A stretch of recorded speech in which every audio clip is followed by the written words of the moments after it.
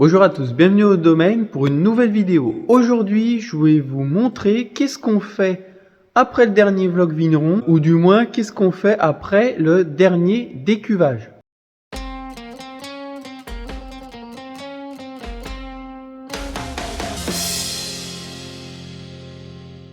Suite au dernier vlog vigneron du millésime 2024, j'ai eu un commentaire qui m'a demandé de faire un petit peu le point sur les différentes étapes que l'on pouvait faire entre les dernières vidéos que je fais chaque année sur les vlogs vignerons, donc le dernier pressoir qui correspond au dernier décuvage, donc les étapes qu'il y avait jusqu'à l'embouteillage.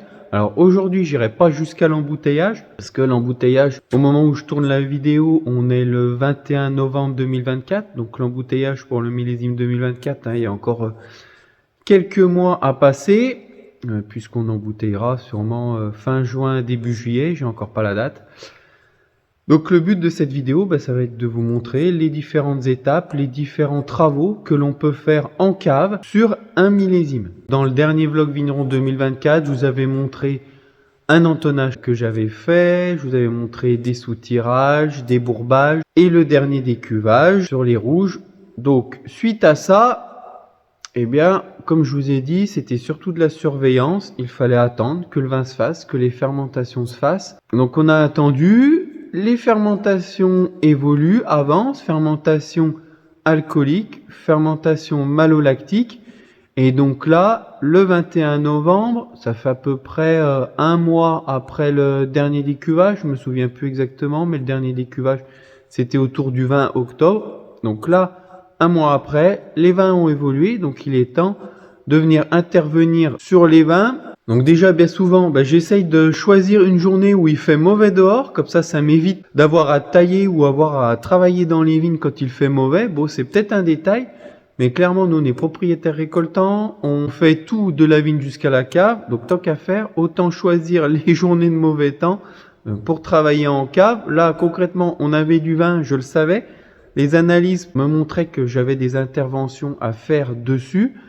En plus, on avait une journée de mauvais temps ce jeudi 21 où ils annonçaient de la neige et plutôt frais. Donc, j'en ai profité pour lier les deux, un besoin et en même temps une météo pas forcément favorable. Donc, tout intérêt à venir travailler en cave. Et en général, on a toujours cette grosse journée, voire plusieurs jours, tout dépend le volume de vin que l'on a en cave. Mais cette journée fin novembre, début décembre, généralement on a toujours cette période-là où on réalise déjà une bonne partie du travail en cave. Et puis après, ça peut être étalé sur plusieurs jours. Là, souvent, on a une grosse journée comme ça où on regroupe un petit peu tout. Et je dis une parce que cette année, c'était une journée, mais encore une fois, tout dépend des volumes que l'on a en cuverie. Mais après, on a souvent une journée par-ci, par-là.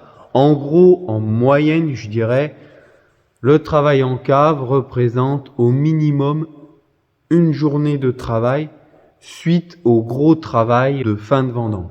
Donc là, comme vous l'aviez vu pendant le vlog, j'ai fait une partie de l'entonnage, donc j'ai entonné des mous, donc les fermentations étaient tout juste démarrées quand j'ai entonné mes premiers blancs.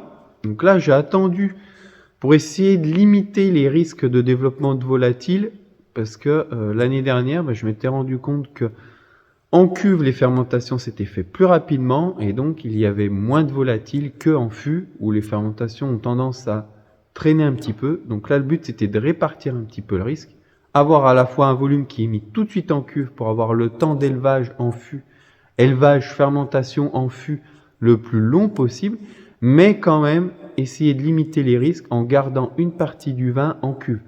Donc là, le vin en cuve, il s'approche de la fin des fermentations.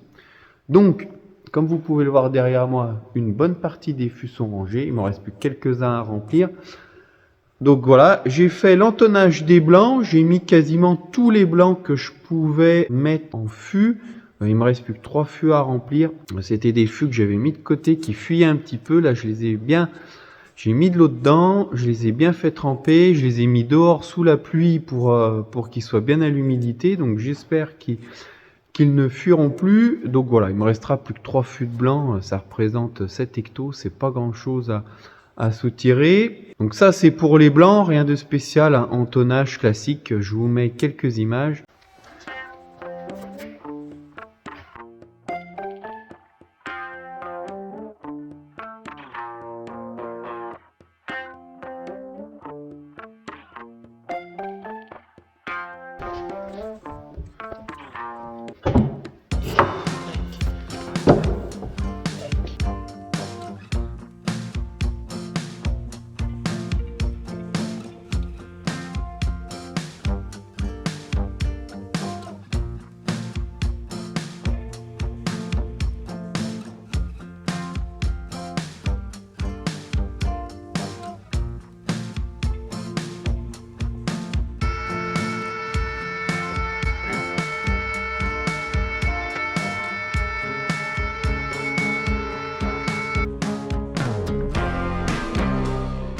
Donc là, comme ça, tous mes blancs sont mis en fût, ça c'est une bonne chose. Il reste plus qu'à attendre que les fermentations se finissent tranquillement.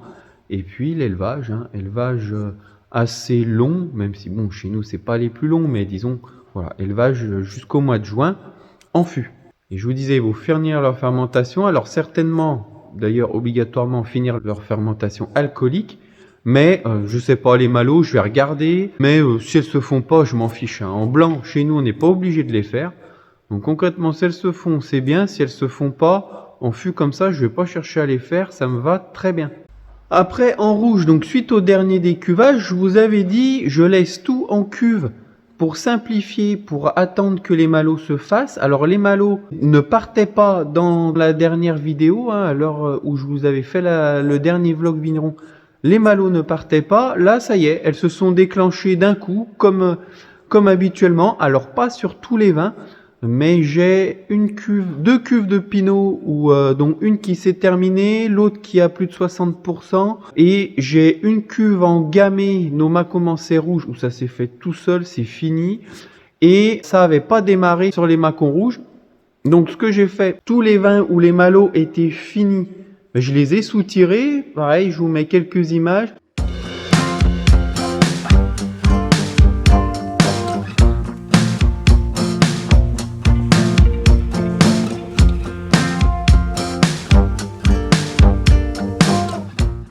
J'ai soutiré ces vins, donc j'ai enlevé tout le jus clair, entre guillemets, disons le vin clair, le vin fini, et j'ai enlevé toutes les lies dont j'avais plus besoin.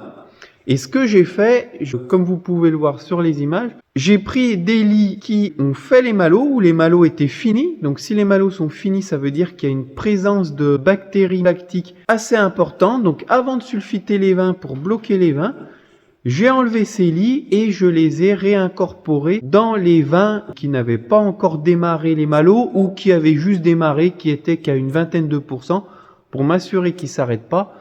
Et bien j'ai mis ces lies là. Alors bien sûr, j'ai mis les lies de gamay sur du gamay, les lies de pinot sur du pinot, mais ça me permet d'être sûr de ne pas avoir à ensemencer. Concrètement, c'est gratos, parce que un sachet de bactéries pour, je sais plus, c'est des sachets pour 50 hectos, 30 hectos, quelque chose comme ça, ça vaut quand même relativement cher.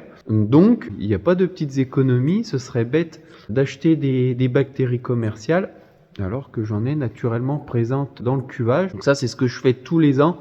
C'est très rare que j'ensemence des rouges en bactéries. Ça m'arrive éventuellement si vraiment je suis coincé, mais la dernière fois en rouge,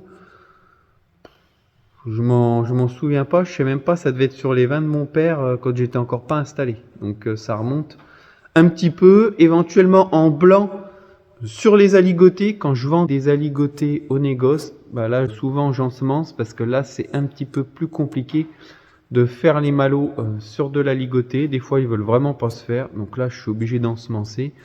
Mais c'est des choses qui arrivent même assez souvent, et encore que ces dernières années, sur les aligotés, les malots sont faits toutes seules. Donc voilà un petit peu comment je fonctionne, sous-tirage, et éventuellement je garde mes lits si j'en ai besoin. Quand j'incorpore des lits pour les malots à un volume de vin qui n'a pas commencé les malots, bien sûr j'agite tout ça pour bien mélanger à la fois les lits que j'apporte, mais aussi les lits qui sont dans la cuve, pour essayer de remettre tout ça en suspension pour que tout se répartisse et puis pour que les bactéries lactiques aient bien accès aux nutriments qu'il peut y avoir dans les lits. Donc bien sûr, vous voyez, quand je soutire comme ça des vins au clair pour retirer les lits de manière définitive, je ne soutire pas par la vanne du bas, bien sûr. Je soutire par la vanne intermédiaire. Je soutire au plus bas.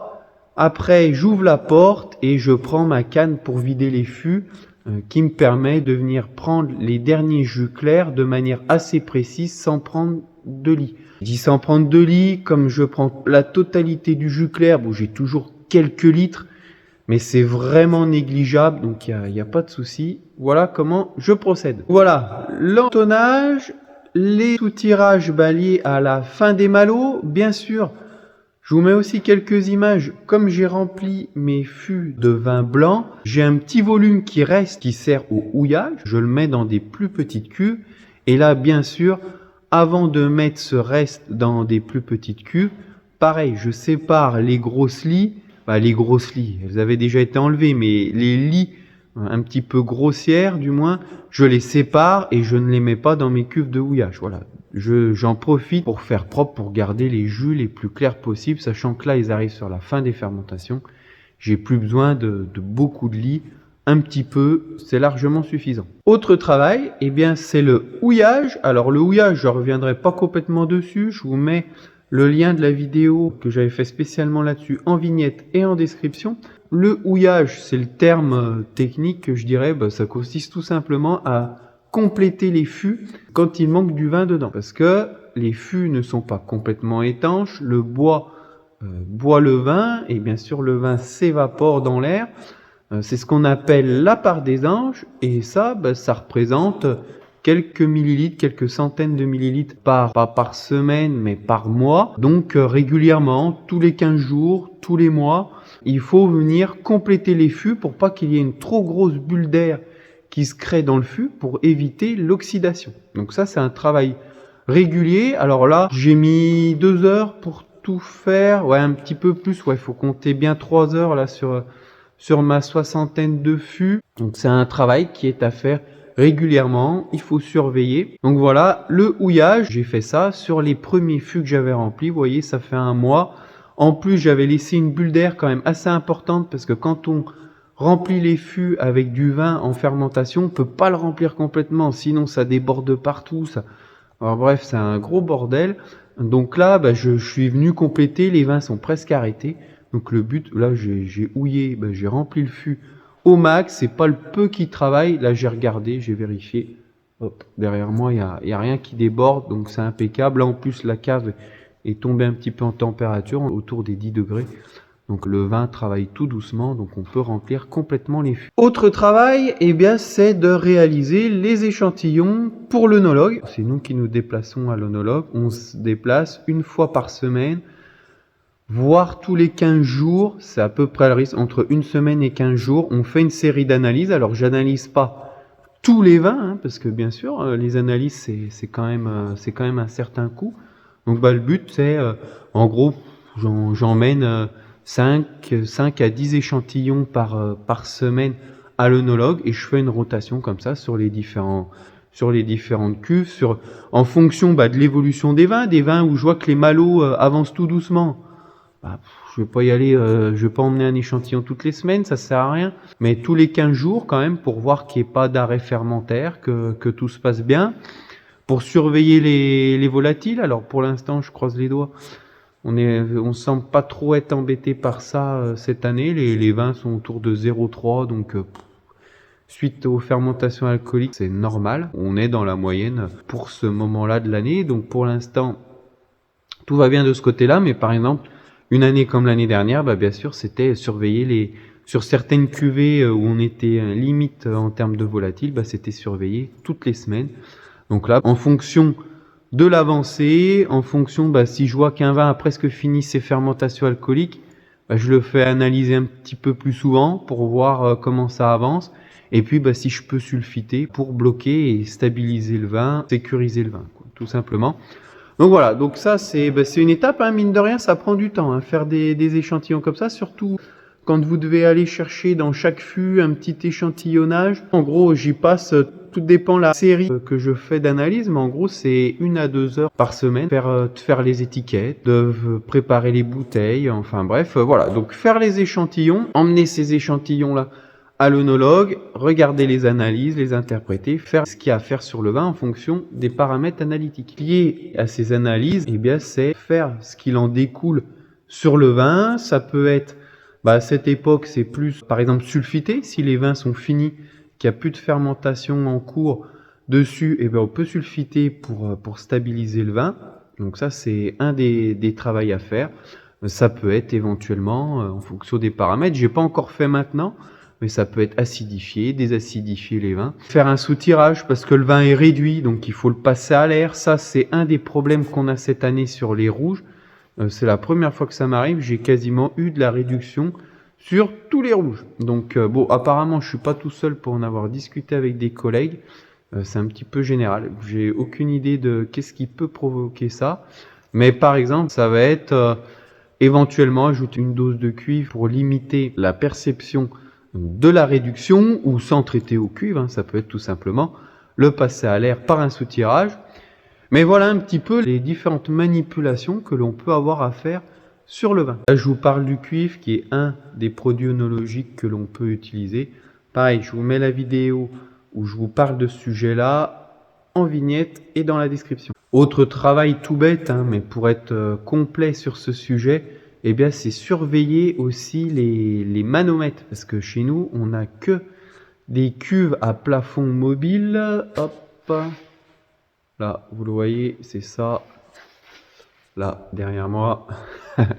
Magnifique plan. Bon, donc voilà, on n'a que des cuves à plafond mobile, tout simplement parce que on trouve ça s'adapte plus facilement aux différents volumes que l'on peut vinifier d'année en année. Hein. Par exemple, l'année dernière, on fait le plein, les cuves sont pleines, hein, et des années comme cette année, on peut avoir des cuves à moitié pleines. Donc voilà, ça permet, on trouve que ça permet de plus s'adapter aux différents volumes qu'on peut ramasser d'année en année. Mais par contre, ça a comme inconvénient, c'est des pompes à air, hein, c'est de l'air qu'on met dedans avec comme une pompe à vélo, je vais vous montrer. On gonfle ça et normalement ça ne bouge pas, mais pour des raisons X ou Y, des fois la chambre à air perd de l'air, elle se dégonfle et ça fait que la cuve n'est plus hermétique et c'est un coup à abîmer le vin, à ce que le vin s'oxyde et à ce qu'il s'abîme. Donc pour éviter ça, eh bien, il faut surveiller de manière régulière qu'il n'y ait rien qui bouge, qu'il n'y ait pas un chapeau qui fuit, que le vin éventuellement ne passe pas par la soupape de sécurité et déborde sur le chapeau. Bon, enfin bref, c'est tout un tas de petites surveillances comme ça. Et ça, je ne vais pas dire que c'est tous les jours, mais c'est plusieurs fois par semaine. Voilà, le soir, quand il fait nuit, on passe à la cave, on regarde que tout se passe bien de ce côté-là, parce que ça nous est déjà arrivé d'avoir un problème et qu'on ne le voie pas, et pas de foutre en l'air, mais de bien abîmer une cuve de vin. Comme maintenant, on s'est fait avoir, on va essayer de ne pas se refaire avoir de sitôt. Là, on l'a pas fait, mais on peut aussi avoir de la surveillance. Pour l'instant, les malots se font toutes seules, on n'a pas besoin de chauffer, la température de cave est encore suffisante, mais des fois, on est amené à mettre en chauffe, donc ça peut être aussi tout simplement le fait de surveiller les températures, c'est un autre paramètre à surveiller. Donc là, je crois que j'ai été assez complet sur ce qu'on peut faire après les vendanges, donc suite au dernier décuvage, au premier entonnage que je vous ai montré. Donc ça, plus le temps va avancer, moins on va avoir de choses à faire sur le vin, si ce n'est de la surveillance, tout simplement. Mais ça n'empêche que voilà, c'est tout un tas de choses qui vont se réaliser dans les mois, semaines à venir. Donc comme je vous ai dit, j'ai encore un petit peu d'entonnage à faire. J'ai des rouges qui n'avaient pas fini les malots qui vont en fût, que j'attends que les malots se finissent pour pouvoir les mettre en fût. J'aurai des soutirages pour enlever les lits qui servent encore aux malots. Ça va encore continuer, encore comme ça jusqu'à l'embouteillage quasiment, à réaliser ces petits travaux sur le vin. Et donc ça va se répéter jusqu'au mois de juin prochain. J'espère que cette vidéo vous a plu. N'hésitez pas à poser vos questions en commentaire. À la prochaine au domaine.